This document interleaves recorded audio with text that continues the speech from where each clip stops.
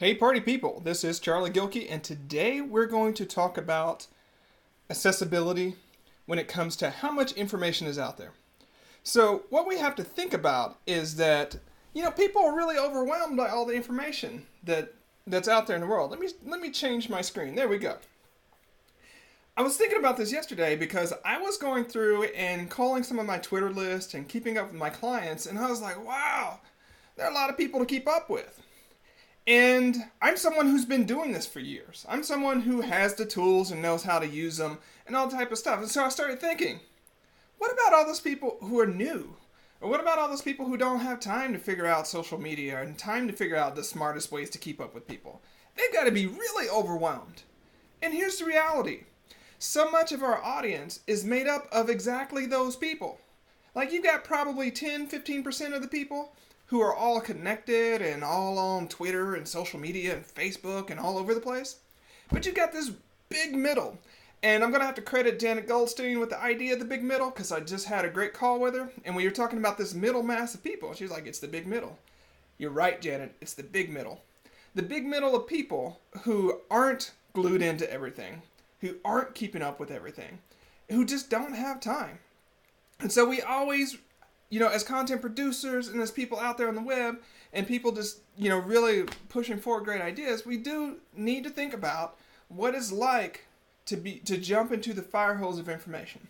So rather than just asking us to think about it, I'm going to give 5 ways in which we can make the lives of people easier when it comes to making our information accessible. So the first one, never assume that the people are on all of your channels. So if you got a newsletter, if you've got a Twitter account, if you got Facebook, you got a blog, in our head, it's easy to think, one person is on all 4 of those channels. Wrong. Some people sign up for the newsletter, some people aren't on Twitter, some people aren't on Facebook, some people haven't read your book, some people don't listen to the podcast. Whatever it is that you do, there's a good bit of people who don't really subscribe to that channel. So, when it comes to making your information accessible, a lot of times we do sit down and write about, okay, here's a progression of things. Here's where people would be. But just don't assume that people are on all of your different channels. 2, highlight your best stuff. Now, whether it's a hot stuff like what you'll see sometimes on PF or new here, start here, or you do a roll-up, it doesn't matter how you do it, but just pull together your best stuff for those people who aren't glued in 24/7 to what you do and give them a way to get involved and to read that content that really meets their reality. This is somewhat similar, but as much as you can, pull your stuff into one channel, or at least tell people where they can find stuff. Again, it's assuming... Ooh, phone call.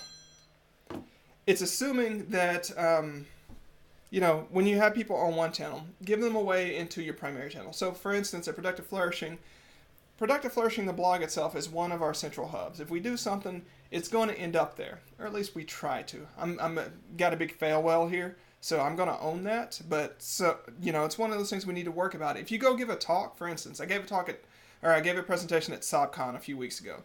It was a pretty cool presentation.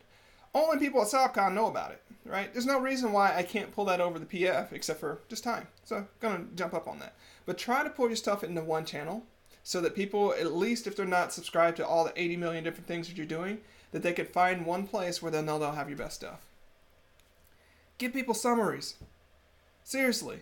Like, when you do those roll-ups, do the best you can to give people why they should care about this post thing, or why they should care about this piece. Because, if you make them read the whole thing to figure out why they should care about it, 1, they're not going to read it. 2, you've made their life a lot harder. So give people summaries and do the work to give a synopsis or an abstract or whatever you want to call it about what your content is about. And 5, the more content you put out there, the more you need to think of yourself as a content curator rather than a content creator. You have to become a librarian for people because, again, not everyone is able to keep up with what you do. So for all you bloggers or authors, speakers, whoever you do, teachers, doesn't matter. You're putting out a lot of content. You need to start thinking about it in terms of curation. How are you going to pull people in? How are you going to show people your best stuff? How are you sequencing your content? Where are you putting it? How are people finding it? You have to think like a librarian. Don't think just like someone putting stuff out on the web, because that's assuming, again, that someone is going to follow your every move, and when you eat chocolate, they smell chocolate. Whatever. That doesn't happen. So, this is 5 ways to make your content more accessible for people. I'll probably tweak that title because I'm just riffing here. I've been working on just going with videos rather than overthinking it. So this is video 1 of the Don't Overthink It series. Thanks. Have a great day. And go out there and really think about how you can make people's lives easier when it comes to keeping up with your content. Thanks.